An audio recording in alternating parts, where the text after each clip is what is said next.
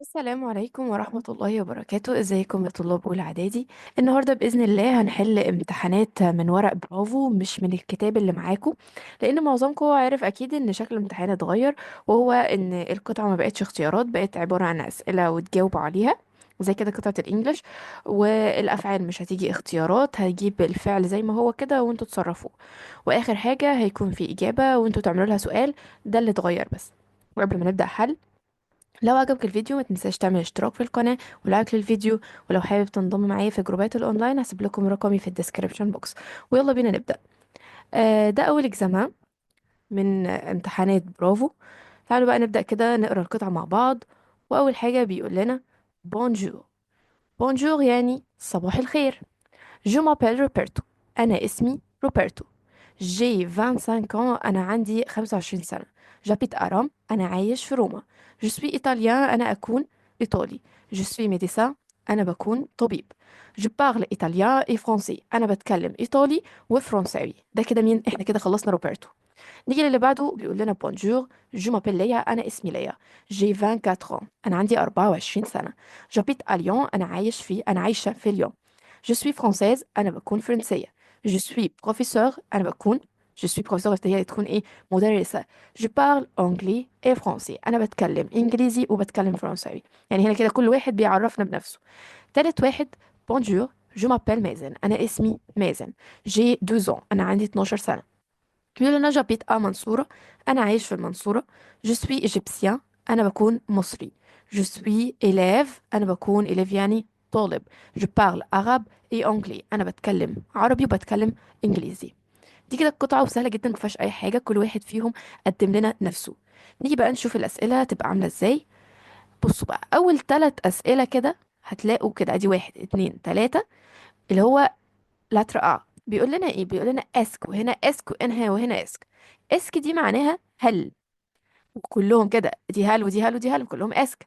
فلما تلاقي اسك دي اللي هي هل، لازم اجابتنا تكون يا اما بوي يا اما بنو. زي كده في الانجليش لما بيقولوا لك لما تلاقي سؤال بهل هتعمل بيس او نو، نفس الكلام عندنا. لما نلاقي اسك هنرد يا اما بوي يا اما بنو، عامل زي كده سؤال صح وغلط، ولكن هنجيب الاجابه، يعني هنحط الاجابه ايه؟ كامله. عايزنا نعمل فراز كومبليتي، جمله كامله. أول سؤال بيقول اسك ليا بارل دو لونج. هل ليا بارل دي يعني تتكلم دو لونج، لغتين؟ تعالى نطلع بص كده. فين ليا؟ ادي ليا. طب هي قالت لنا ان هي بتتكلم انجلي وفرنسي، يبقى الاجابه هتكون وي. ولما تكون الاجابه بوي كل اللي هنعمله ان احنا نشيل كلمه اسك دي وننزل الجمله زي ما هي. ممكن تقول ليا زي ما هي، ممكن تقولوا ال اللي انتوا عايزينه. ال بارل دو دو لونج. هي بتتكلم لغتين. يبقى لما تكون الاجابه بوي هننزل الاجابه زي ما هي عادي. طب تعالى نشوف السؤال اللي بعده. السؤال اللي بعده بيقول اسك مازن ايه ميديسان. هل مازن بيكون ميديسان يعني طبيب؟ هل هو طبيب؟ تعال نشوف كده. مازن، مازن اهو، وهو قال لنا ان هو الطالب يعني مش طبيب، يبقى الاجابه هتكون بنو. نعمل نو، نعمل ابوستروف كده او كوما. تمام. وبعد الكوما نعمل ايه؟ هنقول يعني احنا لازم نجيب الاجابه، ما ينفعش انفي الجمله هنا، انا عايزه اجيب الاجابه الصح.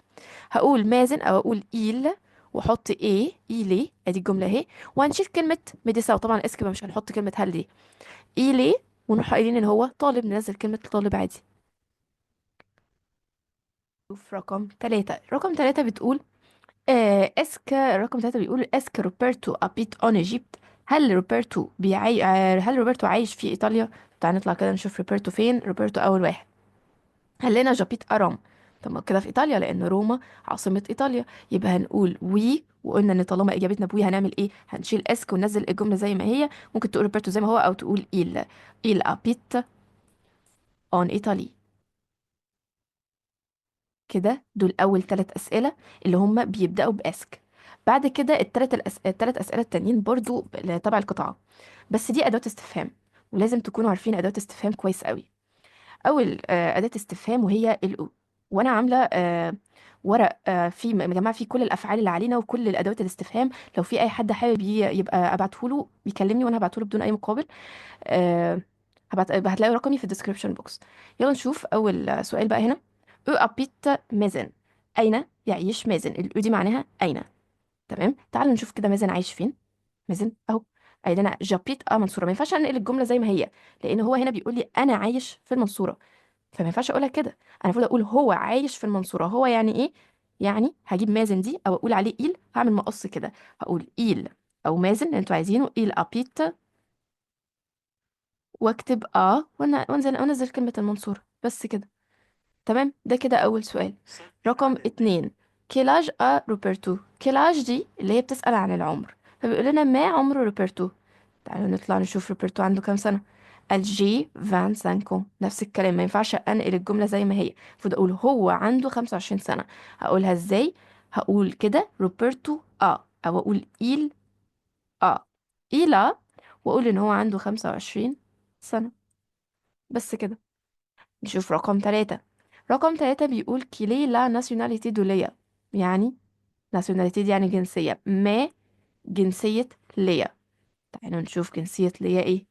ليا اهي قالت ان هي جو سوي فرونسيز، ما ينفعش ننزل جو سوي فرونسيز زي ما هي. نفس الكلام، هنعمل ايه؟ هنقول ايه ليه، ممكن يعني ممكن نختصرها شوية نقول ال او ليا ايه او استي، لان احنا بنستخدم فيرب اتر لما بنيجي نتكلم عن الجنسيات. يبقى ايه ليه هي تكون، واقول فرونسيز ان هي فرنسية. ايه ليه فرونسيز. دي كده رقم تلاتة. كده خلصنا القطعة. اول ثلاث اسئلة بيبقوا السؤال بهل، فتجاوب بوي او نو، وثلاث اسئلة تانيين معتمدين على معرفتك للادوات الاستفهام. اين، كال دي معناها ما، وكال اللي تحت دي برضو معناها ما، بس دي بتاعت المذكر ودي بتاعت المؤنث. المهم، نيجي بقى للمواقف. أول سؤال في الموقف بيقول تو ديموند ان توريست. أنت بتسأل التوريست اللي هو السائح سا بروفيسيون. كلمة بروفيسيون يعني مهنة. أنت بتسأل السائح عن مهنته. تو دي أنت هتقول إيه؟ أنت اللي سألت وأنت اللي هتقول، يبقى إحنا عايزين سؤال. كاسكو فو فات، اللي هو بنسأل بفعل فعل. مش إحنا قلنا في يونت 1 إن لما بنكون عايزين نسأل عن المهنة بنسأل بفعل فعل، ولكن بنجاوب بفعل اتر زي هنا كده، جو سوي بروفيسور. يبقى الإجابة هتبقى أول واحدة. شوف رقم اتنين. رقم اتنين بيقول تو ديموند اتونامي. انت بتسأل صديقك صن، او هنا مش تسأل، هنا معناها تطلب. انت بتطلب من صديقك صون ستيلو قلمه. تو دي انت هتقول، يبقى هتقول جو فودغي تون ستيلو، انا عايز قلمك، سيل تو بلي لو سمحت، اللي هي دي. هنا ليه معناها تطلب؟ لان احنا في ديموندي ليها معنيين، يا اما يسأل يا اما يطلب، على حسب سياق الكلام. يعني فوق كان معناه يسأل، انت بتسأل السائح عن مهنته، لكن تحت انت بتطلب من صديقك قلمه، فعلى حسب سياق الكلام. رقم ثلاثة، تو ريميرسي. ريميرسي يعني بتشكر، انت بتشكر باباك. تو دي سؤال سهل قوي، يبقى ميرسي بابا. نيجي بقى للسؤال اللي بعده. السؤال اللي بعده ده اللي هو الشكل الجديد، اللي هو يديك الفعل نفسه، ما يجيبلكش اختيارات، ويقولك صرفهولي. الموضوع سهل لو انت حفظت بس الافعال كويس قوي، الموضوع هيبقى سهل ان شاء الله.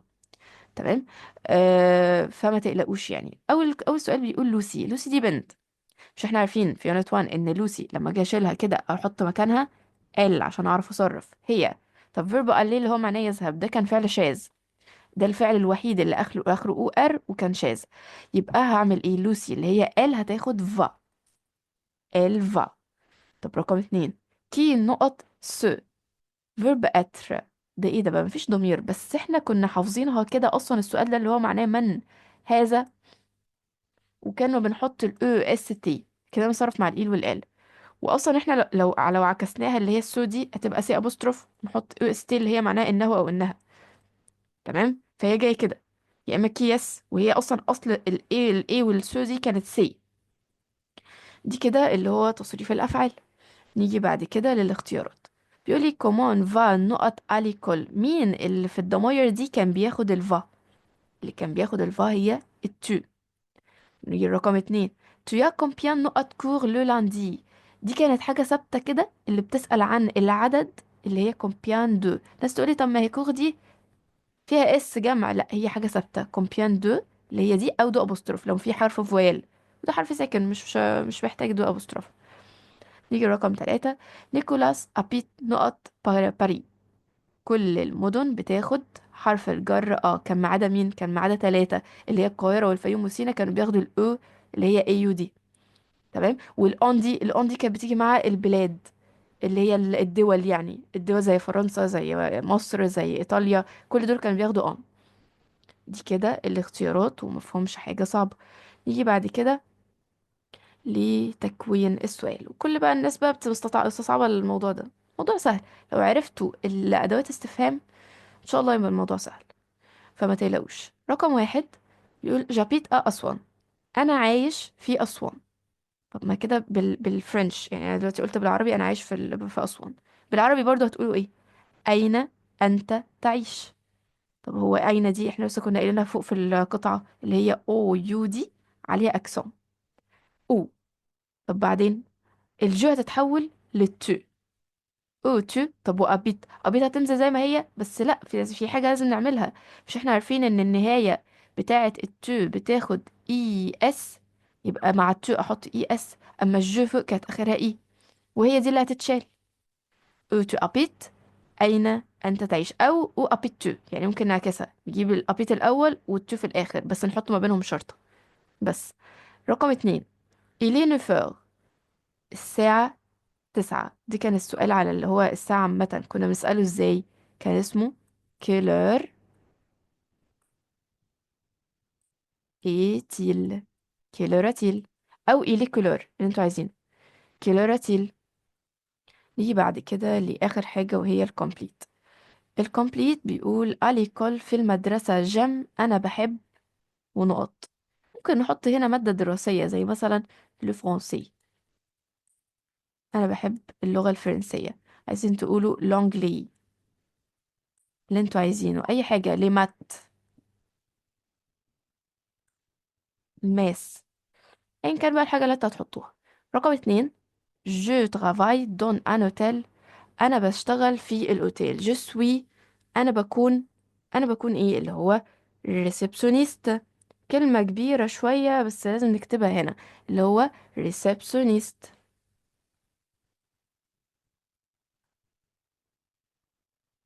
كبيرة شويتين انا عارفة. ريسبشونيست اللي هو موظف الاستقبال. بعد كده آخر سؤال رقم ثلاثة بيقول je voudrais، أنا عايز أو أنا أريد. دي كانت الطلب بأدب. دي بقى ممكن نحط بعدها اي حاجة انا عايزها. je voudrais un stylo، انا عايز قلم s'il vous plaît، و s'il vous plaît ممكن نختصرها اس في بي كده. عايز un livre s'il vous plaît، ايا كان بقى اللي انت عايزه حطه بعدها، حط s'il vous plaît اس في بي. دي كده الاكزامان الاولاني. نشوف بقى الاكزامان اللي بعده، رقم اتنين، اكزامان التاني. نقرا القطعة اول حاجة. بيقول جانا ابراهيم ايه ان في ايجيبسيان. جانا ابراهيم بتكون بنت، فيلد يعني بنت مصرية. Elle habite à أسوان، هي عايشة في أسوان. avec ses parents et son frère، مع والديها ومع أخوها، frère يعني أخوها. جانا est en، جانا est en première année préparatoire. جانا بتكون في سنة أولى، préparatoire دي اللي هي أول الإعدادي. elle n'aime pas être journaliste، هي مش عايزة تكون، لا تحب أن تكون جورناليست صحفية. comme son père، مثل مين؟ مثل باباها. مي، ولكن كلمة مي دي معناها لكن.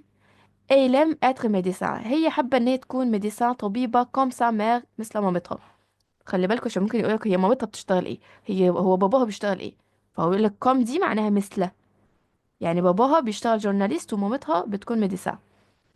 يجي اللي بعده، جانا ام لي سيونس اي لانجلي. جانا بتحب السيونس العلوم، اي لانجلي والانجليزي. بعد كده لو ويك اند، في عطلة نهاية الأسبوع. elle préfère aller au club، بتحب أو بتفضل إن هي تذهب إلى الكلوب النادي. pour jouer au tennis، عشان تلعب تنس avec ses amis، مع أصدقائها. دي كده القطعة وسهلة جدا ما فيهاش أي حاجة.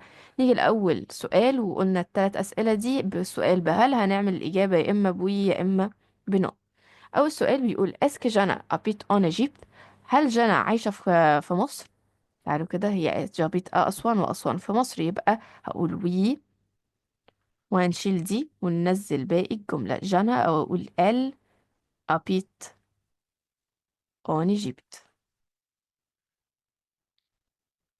السؤال اللي بعده بيقول لي اسك جانا ام اتر جورناليست، هي حابة تكون جورناليست.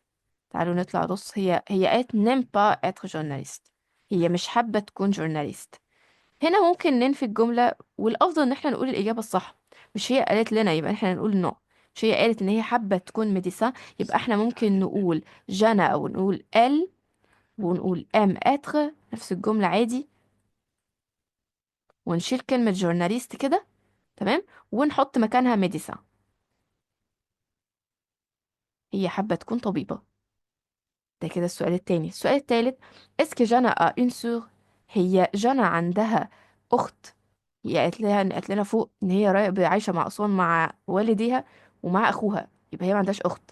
يبقى نقول نو، هي عندها اخ، ونشيل اسك، ونشيل كلمه انسور، ونقول جانا او نقول ال، ونقول عندها، ونحط مكانها سون فرير او ان فرير عشان مذكر.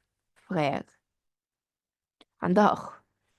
ده كده السؤال التالت، ودي التلات أسئلة اللي مبدوئين بأسك اللي هي هل. في بقى السؤال اللي هو بتاعت أداة استفهام، بيقول دو كال دو بيرسون اي كومبوزي لا فامي دو جانا؟ كم عدد أو المكون من كام الأسرة دي؟ كم عدد الأشخاص اللي بتتكون منها الأسرة بتاعت جانا؟ تعالوا نشوف كده. هي قالت إن هي عايشة مع والديها وأخوها، يبقى هما بيتكونوا من كام؟ من 4 أشخاص. يبقى هقول لا فامي. نجيب الجملة دي كده: لا فامي دو جانا اي كومبوزي. كده نجيب دي اي كومبوزي، مكونة من، ونقول دو كومبوزي دو، ونقول ان هما كام شخص؟ 4. يبقى نقول 4 ونكتب كلمة بيرسون اللي هي دي. احنا اللي احنا قلناه بالفرنش بالعربي كتبناه بالفرنش.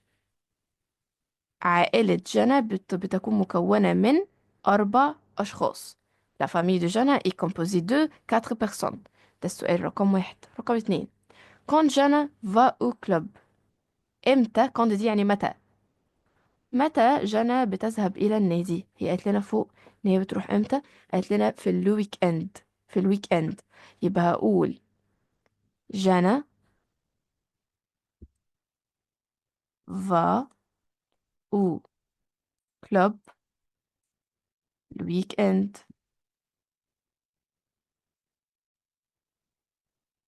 بتروح في الويك اند. رقم 3: quelle est la profession de la mère de جنى؟ ما مهنة مامة جنى. قلت لكم هتسألنا حاجة زي كده اهي. مش هي قالت ان هي عايزة تكون ميديسان كوم سا مير؟ يبقى هي مامتها ميديسان. طب اقولها ازاي؟ عايزة استخدم فيرب اتر. هقول يا اما هقول عليها ال، يا اما هقول عليها لا مير دو جنى، اللي انتوا عايزينه. ايه بتكون؟ ونكتب كلمة ميديسان. بس دي كده القطعة، مفيهاش اي حاجة صعبة. نيجي للرقم بقى 1 في المواقف. بيقول لنا تو ديموند ان باسون. انت بتسأل احد المرة عن الايه؟ باسون يعني احد المرة، حد في ماشي في الشارع يعني. l'heure du ouverture de un magasin، عن ساعة فتح. كلمة ouverture يعني فتح. de un magasin المحل. magasin يعني محل. يبقى انت بتسأل احد المرة عن ساعة فتح المحل ده بيفتح امتى يعني.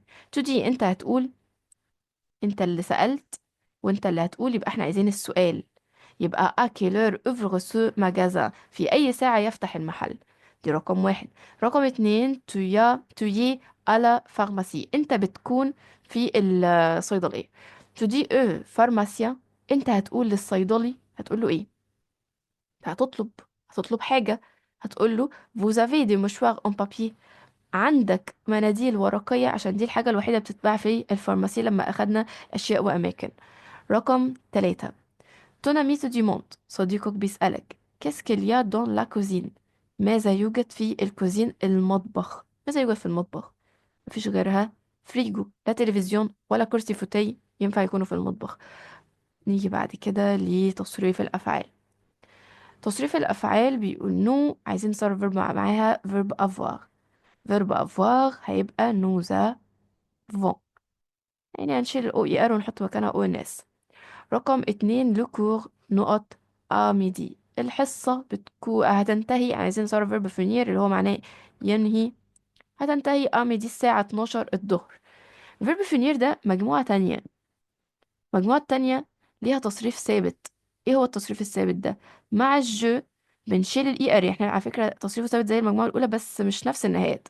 هنشيل الاي ار ونكتب الاف اي ان ونحط النهاية مع الجو بنحط اي اس. ومع التو برضو بنحط لها اي اس. ومع الايل والال بنحط لها اي تي. ومع النو، يعني نحط كده مع النو بنحط لها اي اس اس او ان اس. كل دي نهاية او كل دي نهاية اي اس اس او ان اس. مع الفو بنحط لها اي اس اس او زد زي نهاية المجموعة الأولى بس بنحط قبلها اي اس اس. مع الإيلافيك اس والإلافيك اس كده يعني هتخمنوا اي اس اس او ان تي. ده تصريف مجموعة نهاية المجموعة التانية. طب أنا دلوقتي لكور الحصة، أنا هعمل ايه؟ هي دي مفرد على فكرة، هي آخرها اس بس اللو بتاعت المفرد. هي الكلمة أصلا آخرها اس. هتتصرف زي مين؟ هتتصرف زي الإيل. يبقى أنا هشيل اي ار واكتب اف اي ان. ومع الإيل والال بتاخد اي تي. يبقى هتبقى كده. دي كده التصريف الأفعال. نيجي بعد كده للاختيارات. سينو شامبر دو ماريا. كلمة شامبر ده بقى يعني اللي هو بتاع يونت، كان آخر حاجة اتشرحت في يونت 3، وهي غرفة ماريا. سي نقط شامبر دو ماريا. هنا معرف لي غرفة مين، يبقى المفروض احط ادوات معرفة. طب لو ولا لا؟ لا، عشان كلمة شامبر مؤنث. ليه ما اخترتش الأون يا جماعة؟ لان هو لو كان قال لي شامبر بس كده من غير ماريا يبقى اي غرفة وخلاص. ده كده هو معرفني هو غرفة مين، دي غرفة ماريا. يبقى ساعتها اختار ادوات معرفة واشوف الكلمة مذكر ولا مؤنث ولا مبدوء متحرك ولا جمع. نيجي لرقم 2. هاني أبيت نقط فيوم. الفيوم نحط لها ايه؟ الفيوم احنا قلنا كل المدن بتاخد اللي هي دي، ما عدا القاهرة والفيوم وسينا بتاخد الاي يو. رقم 3. لامبول ايه؟ اللمبة. اللي هو الامبول ده دي كلمة مؤنثة. يبقى اختار، المفروض اتكسرت الصفة دي والكلمة اللي هنا دي المفروض اختارها مؤنث، مفرد مؤنث. انا واحدة مفيش غير اللي فيها ومع اللي عليها اكسون ما تعتبرش تأنيث بنحط لها ايه كمان. دي كده أسئلة الاختيارات. نيجي بقى للسؤال. تكوين السؤال بيقول لي إليا ان بيان. بيان يعني مشط. دون مون ساك. في الشنطة. يوجد مشط في الشنطة. فالمفروض بالعربي كده أقول ماذا يوجد في الشنطة. يعني إيه ماذا؟ وهي كاسك. الكلمة الكبيرة دي هي دي كاسك. الناس بتقول لي يا مش صعبة ومش هنعرف نكتبها. لو اضطريت تحطوا كلمة ماذا بصوا فوق كده في القطعة. مش احنا عارفين اسك اهي؟ اسك دي معناها لو حطيته قبل كلمة اسك كيو يو ابوستروف بقت كاسك، بقت ماذا. وطبعا كده كده اسك دي جايه في امتحان في القطعه. لو حطينا قبل اسك كيو يو ابوستروف بقت معناها ماذا. ننزل بقى نكمل. ادي كاسك المفروض اقول ماذا يوجد في الشنطه، يبقى كلمه من مشط هي اللي هتتشال. يبقى اقول كاسكيليا دون. والمون هتتحول المون هتتحول لطن عشان المون دي عامله زي الماي. شنطتي، فانا ما ينفعش اقول شنطتي، المفروض اقول شنطتك بتتحول لطن. يبقى طن صك. كويتشن مارك كده في الاخر. السؤال رقم 2 بيقول جي دو فغير. انا عندي اخين. طب انا ممكن اقول ايه؟ ممكن اقول كم عدد الاخوات اللي انت عندك كم اخ يعني. طب كم عدد دي كان اسمها ايه؟ كومبيان دو. والدو دي ثابته وبيجي بعدها اسم الجمع اللي هي فغير، يبقى كومبيان دو فغير. كومبيان دو فغير. واقول انت لديك. اقولها ازاي انت لديك دي؟ هقول ا اي اس واعمل شرطه واحط التو. كومبيان دو فغير اتو او تيا اللي انتوا عايزينه يعني. ده كده تكوين السؤال. رقم 1 بيقول دون ما شامبر. في غرفتي إليا يوجد.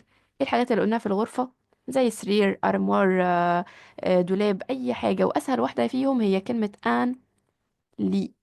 يوجد سرير. رقم 2 جيم. أنا بحب لو فرونسي. بحب الفرنساوي.